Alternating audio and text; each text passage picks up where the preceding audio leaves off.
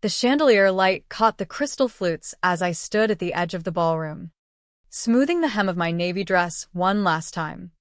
The Fairmont Copley Plaza in Boston hummed with a kind of polished celebration that only old money and strategic marriages could create. My younger sister Brooke was marrying Ethan Vanderbilt III tonight, a union our parents had nurtured like a prized investment. I was Alexandra Reed, 31 years old. And to everyone in this room, I was still the cautionary tale they'd labeled me years ago. Aunt Clara spotted me first. "Alex, you made it," she said, her tone laced with the familiar surprise that always accompanied my presence at family events. Her eyes flicked over my dress, purchased on clearance months earlier. "Keeping it practical again." "I see. That's so. You." I offered the smile I'd practiced for years. Measured and unremarkable. Just trying to stay sensible. "Aunt Clara." She gave my arm a pitying pat. "Not everyone can be a Brooke, dear. We all have our place." My place. The words echoed in my mind as I moved through the crowd. The ballroom glittered with fresh flowers and tailored tuxedos, laughter rising like waves from 200 guests. Brooke glided across the dance floor in her custom designer gown, every step a testament to the path our parents had paved: top-tier education, investment banking career. Now, this merger into one of Boston's elite families. I watched from the sidelines.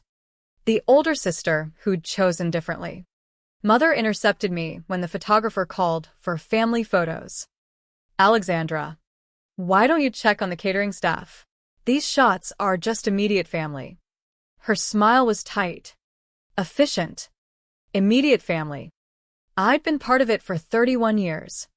But success metrics apparently redefined belonging. I nodded and retreated to the bar. The bartender poured my wine with quiet sympathy. "Tough crowd tonight."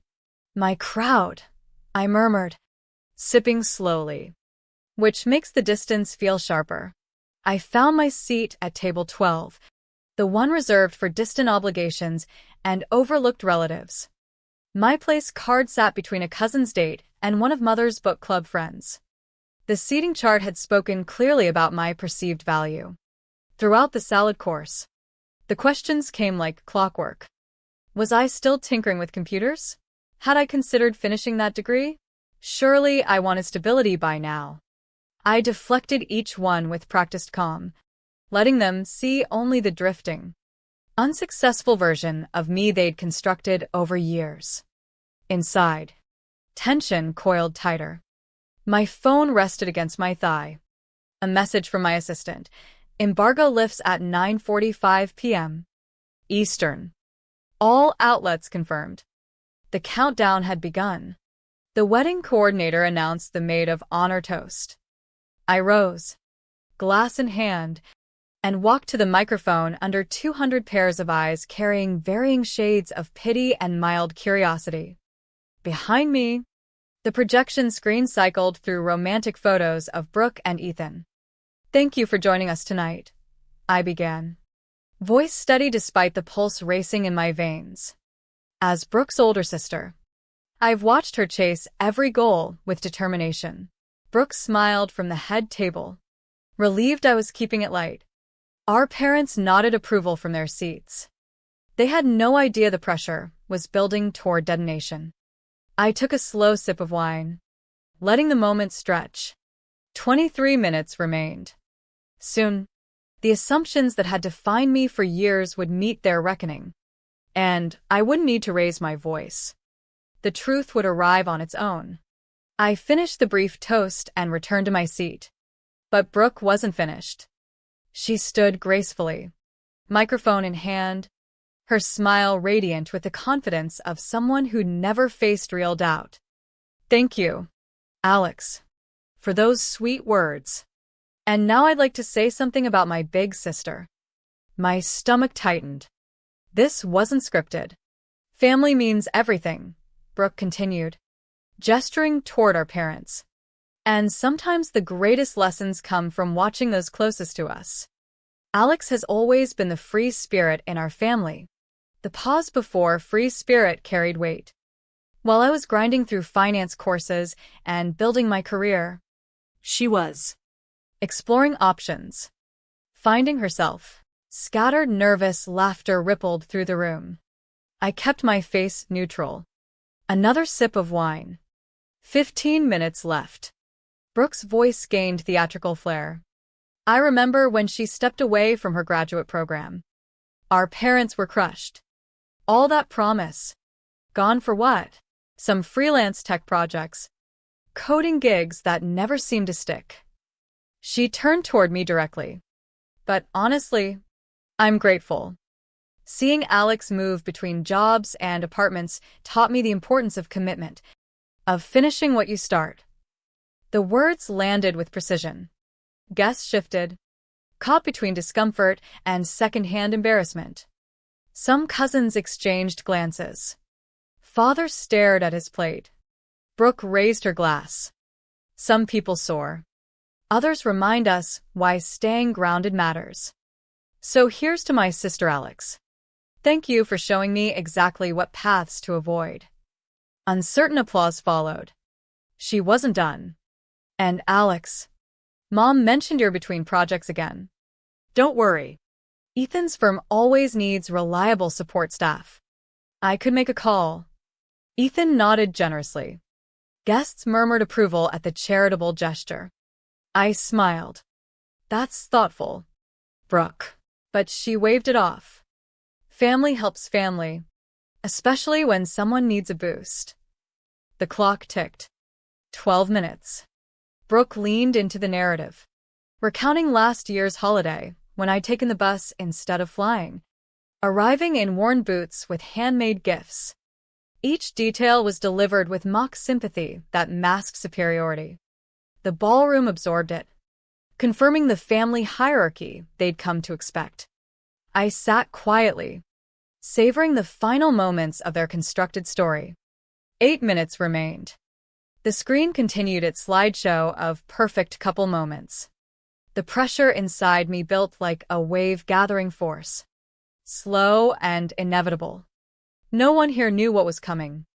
But soon, the whispers about my thrift store shoes and uncertain future would collide with a reality none of them had imagined. The band played softly as conversations resumed after the toasts. Guests still buzzing about Brooke's speech. I remained at table 12, watching the seconds on my simple watch. The projection screen flickered behind the head table. Cycling through more engagement photos, Brooke and Ethan at Martha's Vineyard. Aspen skiing. The picture of curated success. 9:43. 9:44. The screen suddenly changed. Romantic images vanished, replaced by sharp graphics and the CNN logo. Urgent broadcast tones cut through the music. The AV technician scrambled toward the controls, but the feed had already taken over. We interrupt for breaking financial news, the anchor announced. The room fell into stunned quiet. In a stunning development shaking Silicon Valley and Wall Street, 31-year-old Alexandra Reed has been revealed as the founder and CEO of Apex Guard AI, the stealth cybersecurity firm that has become essential protection for major corporations worldwide. 200 heads turned toward my table. I continued sipping my wine calmly. The company, valued recently at over $4 billion in private funding, had operated in secrecy for years. Apex Guard's proprietary artificial intelligence safeguards 40% of North American financial transactions, including infrastructure at firms like Vanderbilt Financial. Ethan's glass slipped, shattering. The screen split to show a reporter outside a sleek office building. Sources confirmed Reed's identity had been hidden through layered companies and anonymous holdings to protect her technology from competitors and foreign threats. My phone lit up with notifications from every major outlet running the story simultaneously. The analyst appeared next. Alexandra Reed is now among the youngest self-made female billionaires in tech. Her client list includes defense contractors and notably the investment bank where her sister Brooke works. The camera returned to the anchor.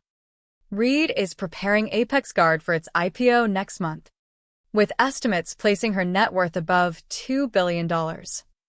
A professional headshot filled the screen, me in a tailored black suit, powerful and composed.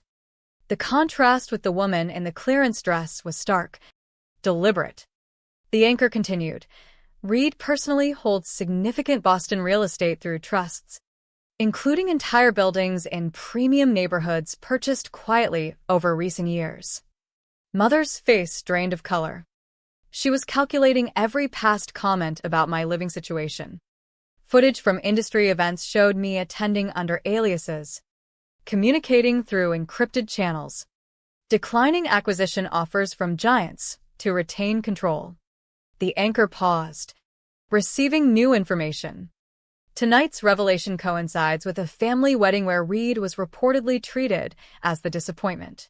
Someone in my team had leaked that detail for maximum impact. The screen went dark as the power was finally cut, but the silence shattered into chaos. Phones rang everywhere. Guests stared, expressions shifting from shock to awe to opportunistic interest. Brooke stood frozen at the head table, makeup unable to mask dawning horror. The admin job offer, the public toast, the condescension, all directed at someone who could purchase the entire venue multiple times over. I stood slowly, brushing my dress. The ballroom held its breath. "Well," I said, voice carrying clearly, "this is awkward." Nervous laughter broke the tension. Some explanations might help. I walked toward the center, heels clicking on marble.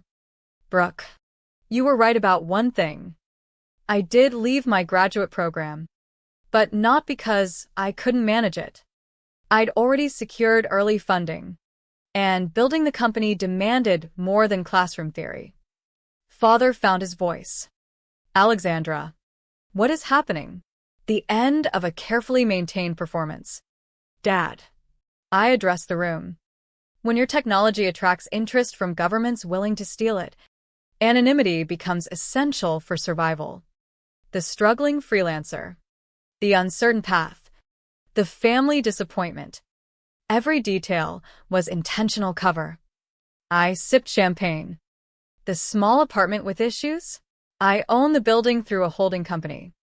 The practical clothes? Camouflage. The bus travel? Harder to track." Ethan had gone pale. "Your system protects our entire digital infrastructure. I built it. Your board has sought meetings with Apex Guard's CEO for years without success." I turned to Brooke. "As for the support role offer, I'll decline. Though I should note, I serve on your bank's parent company board.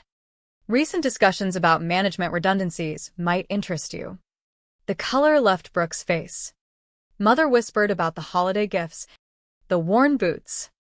"All theater," I confirmed. "Though I did craft the gifts personally. Coding relaxes me. The pattern on your scarf, Mother, came from an encryption method I patented, now worth tens of millions in licensing." My phone rang. I held it up.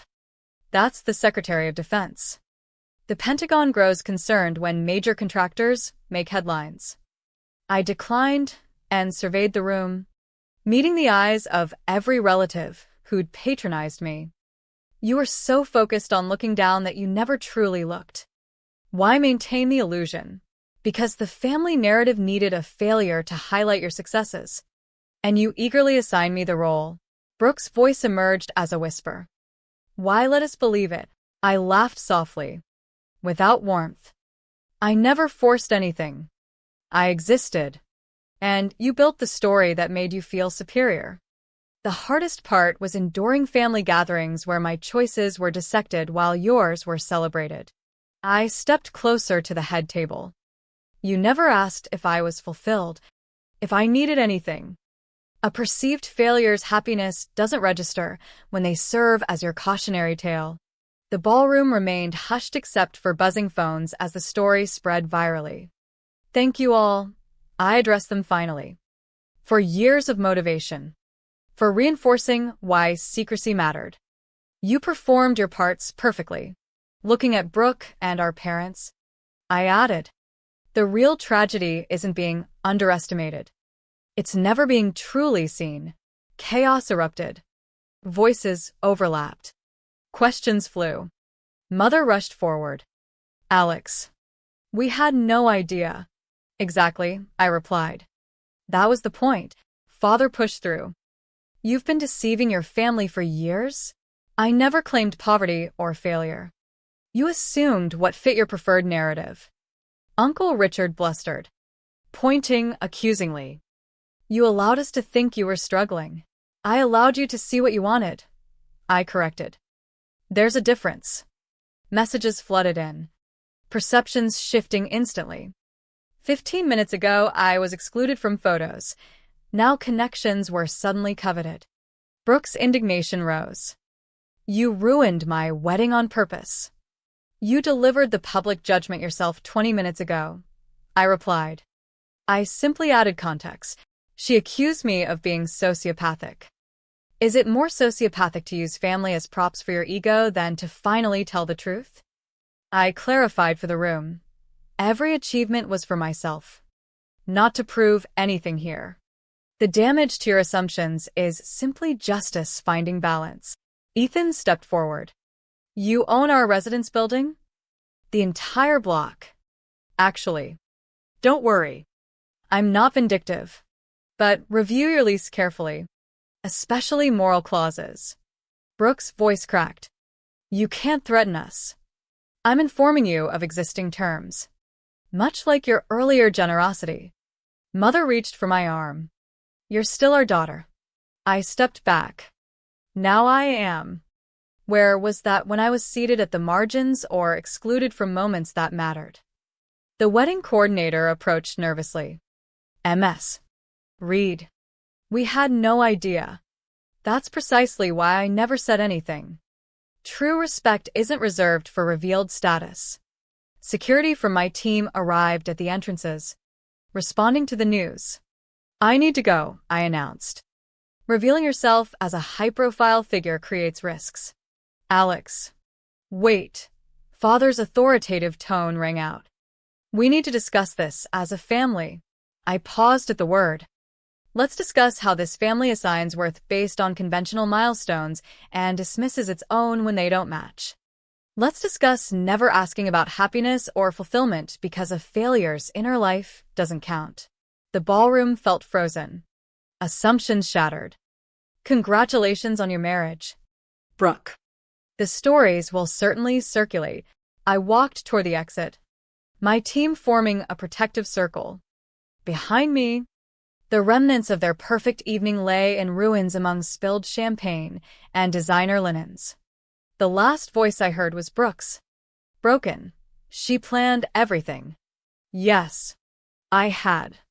And every calculated moment had been necessary.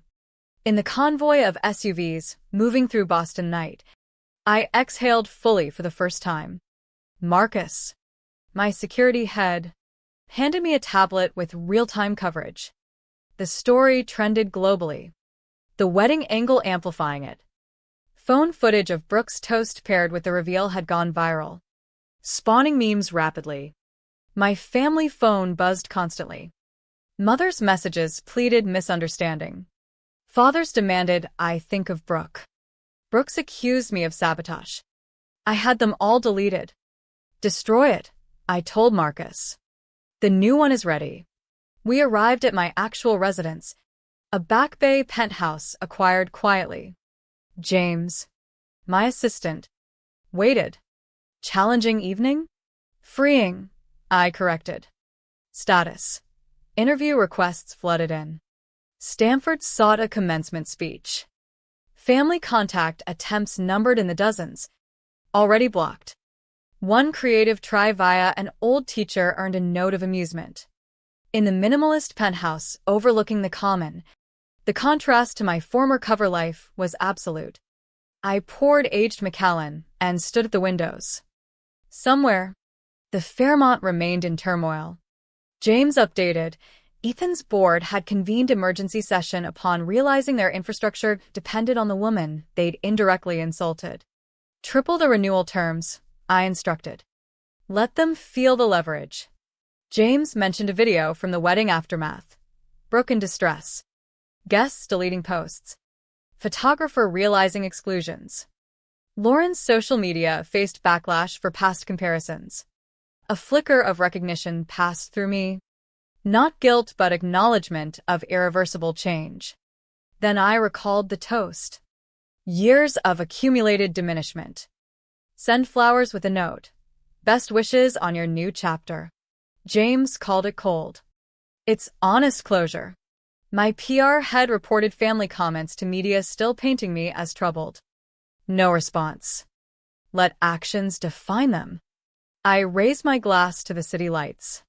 Tomorrow the world would seek my story. Tonight belonged to reflection on the girl who'd waited at table 12. Counting toward freedom. Morning brought intensified media frenzy. Headlines framed it as wedding revenge heard worldwide. Underdog vindication with ethical debates on deception. Public opinion favored me overwhelmingly. My parents held a press conference at the Four Seasons. Watching coverage, their prepared statements about heartbreak over my deception crumbled under questions about the cruelty shown at the wedding. Videos of Brooke's toast contrasted sharply with claims of support. The event devolved, exposing inconsistencies. Lauren texted from a new number. Still waiting in my lobby after hours. I declined engagement. Social metrics showed her wedding hashtag overtaken by critical posts. Business continued, contracts, briefings, offers. Ethan's company announced his leave amid image concerns. The structure built on my perceived failure collapsed without its foundation. 3 weeks later, in an interview at the Four Seasons, the reporter asked what I'd tell those underestimated by family. Break free from needing their validation first. Their view reflects them, not your worth. She noted Brooke's public calls for reconciliation. She seeks erasure of the narrative she built, not genuine repair. That's not possible anymore. Parents had launched a foundation in my name without consultation. Another attempt at narrative control. No path back exists when 31 years showed no interest in seeing me fully. The reporter asked if I'd change the wedding reveal. I reflected on the toast. Condescension crystallized.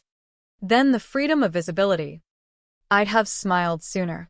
Back at the office, Apex Guard secured new contracts. My face appeared on covers. Case studies formed around strategic timing. Family attempts shifted from demands to legal channels. The group chat continued without me. My name vanished from conversation. Their final exclusion. Yet I was everywhere. Conferences, journals, inspiration for women in tech. A competitor called about merger talks, joking about family dinner invitations for entertainment value. My therapist reference in conversation highlighted dynamics, but I held no anger, only clarity that truth had replaced assigned roles. That night in the penthouse, I gazed at city lights. Family lived with choice consequences. Brooke's image fractured. Parents' worldview overturned. I raised my glass to my reflection. Alexandra Reed. Visible on her terms. Opportunities multiplied. Acquisitions. Speaking requests. Doors opening in a world eager for details. I focused on what mattered, building further while the past receded. Some stories lack fairy tale endings but gain honesty. The woman once dismissed at table 12 had stepped into light, leaving assumptions behind. Family learned certain revelations reshape everything permanently, and some distances, once created, endure as necessary boundaries. The night had been mine. The future stretched ahead, defined not by validation sought but by empire built quietly, then revealed on my chosen terms.